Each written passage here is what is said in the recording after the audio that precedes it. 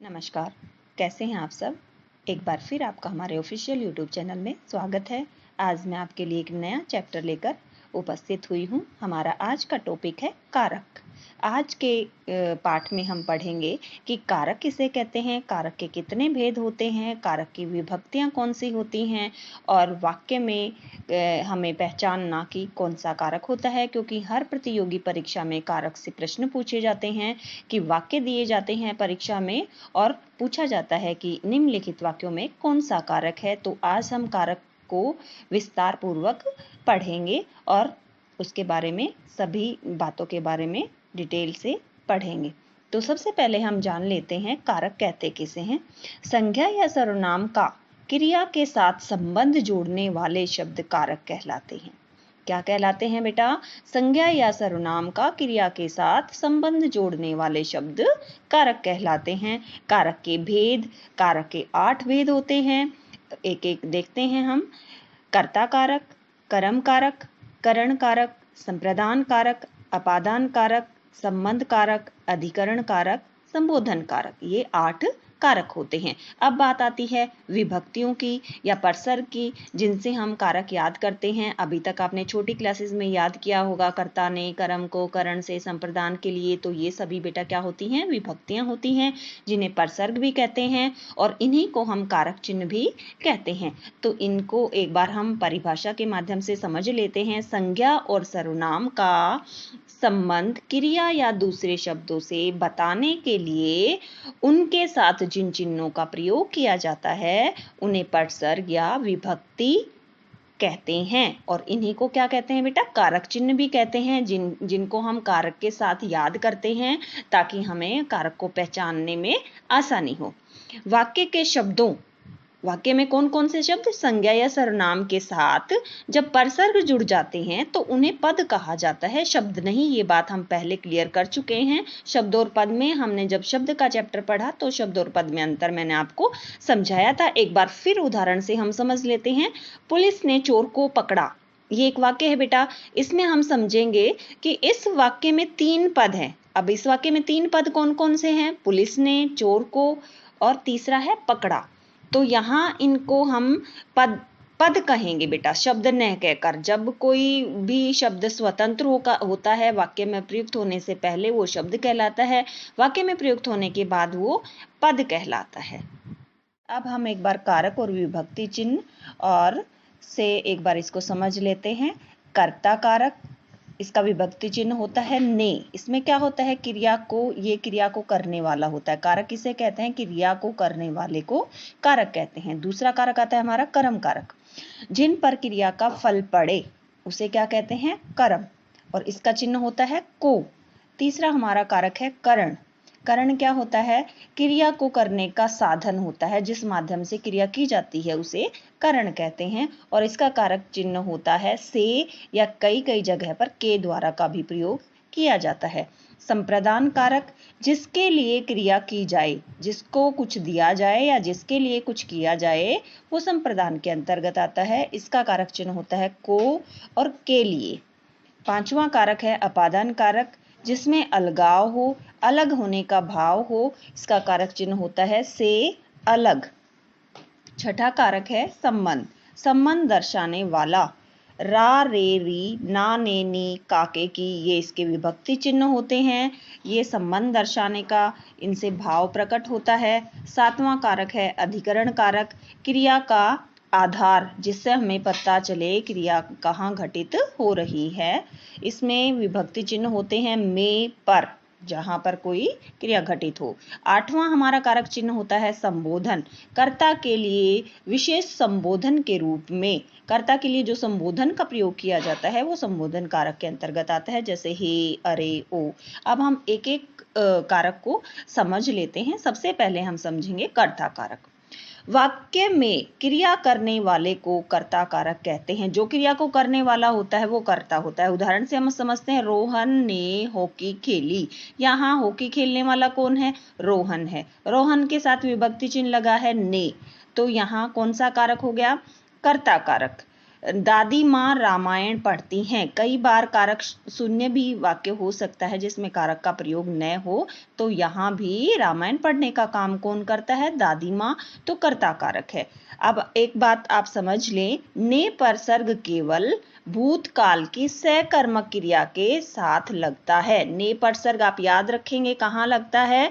भूतकाल की सकर्मक क्रिया के साथ लगता है। सकर्मक अकर्मक बेटा हम डिटेल से पढ़ चुके हैं क्रिया वाले चैप्टर में, कि जिसमें कर्म की प्रधान होता है वो सकर्मक क्रिया होती है, जहां कर्म की प्रधानता नहीं होती वो अकर्मक क्रिया होती है। तो आप ये याद रखेंगे। अगला हमारा कारक है कर्म कारक। वाक्य में क्रिया का फल जिस संज्ञा या सर्वनाम शब्द पर पड़े उसे कर्म कारक कहते हैं। क्रिया का जो फल है वो जिस पर पड़ता है उसे कर्म कारक कहते हैं। जैसे हम उदाहरण से समझ लेते हैं, रमा कविता लिखती है, माँ ने बेटे को समझाया, पुलिस ने चोर को पकड़ा। अब इसका कारक चिन्ह होता है को, ठीक है।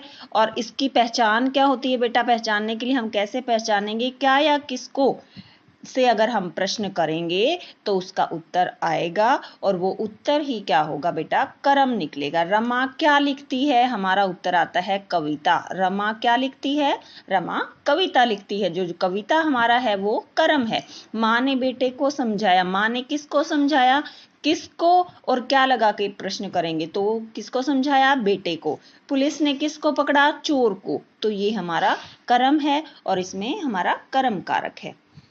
अगला हमारा है करण कारक। जिस साधन या माध्यम से क्रिया होने का बोध होता है उसे करण कारक कहते हैं। ठीक है, ये कोई साधन होता है जिससे क्रिया घटित होती है, क्रिया की जाती है, वो करण कारक के अंतर्गत आता है। नेहा बोतल से पानी पी रही है। नेहा किससे पानी पी रही है? बोतल से। ये वो हमारा साधन हो गया। पानी पीने के लिए उसने किसका प्रयोग किया? बोतल का। पुनीत बस द्वारा स्कूल जाता है। पुनीत किससे जाता है? बस के द्वारा जाता है। तो ये साधन है, तो साधन या माध्यम से क्रिया घटित होती है उसे करण कारक के अंतर्गत किया जाता है। संप्रदान कारक। कर्ता जिसके लिए काम करता है या कुछ देता है उसे संप्रदान कारक कहते हैं। जिसके लिए काम करता है, ये इसमें किसी के लिए कोई काम करना, कुछ देने का भाव आता है, तो ये संप्रदान के अंतर्गत आता है। किसी को कुछ देने के भाव में हमेशा संप्रदान कारक होता है। माँ ने बच्चों के लिए कपड़े खरीदे। देने का भाव जहां भी आपको लगे और के लिए विभक्ति चिन्ह हो वहां कौन सा कारक होगा? संप्रदान कारक। अपादान कारक। संज्ञा अथवा सर्वनाम के जिस रूप से अलग होने का बोध होता है उसे अपादान कारक कहते हैं। अलगाव का भाव मिलेगा बेटा आपको, अलग होने का भाव मिलेगा आपको यहाँ, तो वो अपादान कारक के अंतर्गत आता है। पर्वत से नदी निकलती है, इसका मतलब पर्वत से नदी अलग होकर के निकलती है। संयम बस से उतर गया, बस से मतलब अलग होने का भाव है यहाँ। ये तो बेटा आपने नॉर्मली देखा होगा कि अपादान कारक में अलग होने का भाव होता है। इसके अलावा कुछ और उदाहरणों से मैं आपको समझाऊंगी कि इसमें कुछ अलग भाव भी प्रकट होते हैं अपादान कारक में। पहचान के लिए आप याद रखेंगे, अपादान कारक में अलग होने के अलावा तुलना, डरने, लजाने, सीखने, घृणा आदि के भाव का भी बोध होता है।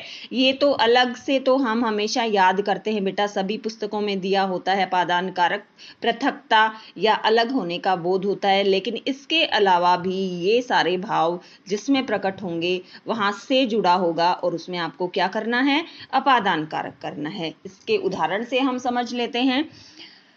मेरी बहन मुझसे लंबी है, यहाँ से लगा है बेटा। अब आपको डाउट होगा कि से लगा है, इसमें हम क्या करें? करण करें या अपादान करें? तो यहाँ तुलना का भाव है, तो तुलना को ध्यान में रखते हुए आप अपादान कारक करेंगे। मुझे गंदगी से नफरत है, यहाँ घृणा का भाव है, से लगा है कारक चिन्ह, आप अपादान कारक करेंगे। मेरा बेटा सांप से डरता है, यहाँ डरने का भाव है, यहाँ भी आपका क्या हो जाएगा बेटा आंसर? अपादान कारक। लड़की लजाती है, लजाने का भाव है, यहाँ शर्माने का भाव जहां भी आपको लगे वहां अपादान कारक होगा। अगला हमारा है संबंध कारक। शब्दों के जिस रूप से वस्तु का पारस्परिक संबंध प्रकट होता है उसे संबंध कारक कहते हैं। आपस में संबंध का पता चले वहां संबंध कारक होता है। श्याम राम का दोस्त है, ठीक है, यहाँ का के की विभक्ति चिन्ह होते हैं और संबंध प्रकट होता है आपस में, तो यहाँ संबंध कारक होगा। यह मेरी पुस्तक है, पुस्तक किसकी है? मेरी, रा रे री होगा या काके की होगा, तो वहां संबंध कारक होगा। अगला कारक है अधिकरण कारक। वे कारक जिसमें क्रिया के स्थान या आधार का बोध हो। क्रिया कहाँ घटित होती है या क्रिया का आधार कौन सा है, तो वहां अधिकरण कारक होगा। तोता पेड़ पर बैठा है, यहाँ पर, ठीक है बेटा, विभक्ति चिन्ह आपको याद करने होंगे और उसकी सहायता से आप अच्छी तरह से सभी प्रश्नों के उत्तर दे सकते हैं। लड़के नदी में नहा रहे हैं, यहाँ लड़के कहाँ नहा रहे हैं, उनकी क्रिया का आधार क्या है? नदी, और में कारक चिन्ह लगा है तो आप आसानी से पहचान सकते हैं। लास्ट हमारा है संबोधन कारक। संज्ञा के जिस रूप से क्रिया को संबोधित करने अथवा पुकारने का बोध होता है, संज्ञा के जिस रूप से किसी को पुकारने या संबोधित करने का बोध होता है उसे संबोधन कारक कहते हैं। जैसे हे प्रभु रक्षा करो, अरे मेरी बात तो सुनो, इस तरह से किसी को पुकारने या संबोधित करने का भाव प्रकट होता है तो संबोधन कारक है। इसमें विस्मयादि बोधक आपको चिन्ह मिलेगा संबोधित धन के बाद। अब बेटा कुछ ध्यान रखने योग्य है कि किन किन में हमें थोड़ा डाउट होता है। एक करण कारक और अपादान कारक में बच्चों को ज्यादातर डाउट होता है क्योंकि उनके जो विभक्ति चिन्ह है वो सेम होते हैं। करण से, अपादान से लगा होता है वाक्यों में, वहां आपको याद रखना होगा कि ये जो करण कारक का से है वो किसी माध्यम का बोध कराता है, किसी साधन का बोध कराता है, और अपादान कारक का जो से है वो अलग होने का बोध कराता है। और अलग होने के साथ, जैसा कि मैंने आपको बताया, लजाने, तुलना करने, घृणा का जब बोध हो, शर्माने का बोध हो, वहां अपादान कारक होगा। ठीक है बेटा। अगला जो जिसमें डाउट होता है संप्रदान कारक और कर्म कारक। इसमें बेटा संप्रदान में और कर्म में दोनों में यहाँ को विभक्ति चिन्ह होगा। इसमें जो अंतर है वो आपको समझना होगा वाक्य को देख करके। संप्रदान कारक में कर्ता देने का कार्य करता है। संप्रदान में बेटा के लिए मिलेगा आपको, किसी के लिए कुछ करने, किसी के लिए दान आदि देने का जब भाव प्रकट होगा वहां आप करेंगे संप्रदान कारक। और कर्म कारक कहाँ करेंगे? कर्म कारक में क्रिया का फल क्या होता है? कर्म पर पड़ता है।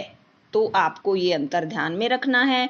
और बेटा आपको ये भी ध्यान में रखना है कि जो कॉम्पिटिटिव जो एग्जाम होते हैं उनमें कभी भी परिभाषा न पूछ करके वाक्य दिए जाते हैं, और वाक्यों में क्या पूछा जाता है कि कौन सा कारक है, तो आपको वाक्य को पढ़ करके और फिर उसकी सबसे पहले आपको विभक्ति चिन्ह याद करने पड़ेंगे सारे, और उनको याद करके आपको ध्यान में रखना होगा कि इसमें कौन सा कारक चिन्ह लगा है, और उसकी परिभाषा को भी ध्यान में रखेंगे और फिर आप उसका क्या बता सकते हैं? सही उत्तर दे सकते हैं। जैसे कर्ता ने कर्म को करण से, संप्रदान को के लिए, अपादान से अलग, संबंध काके की, अधिकरण में पेपर, संबोधन हे अरे ओ।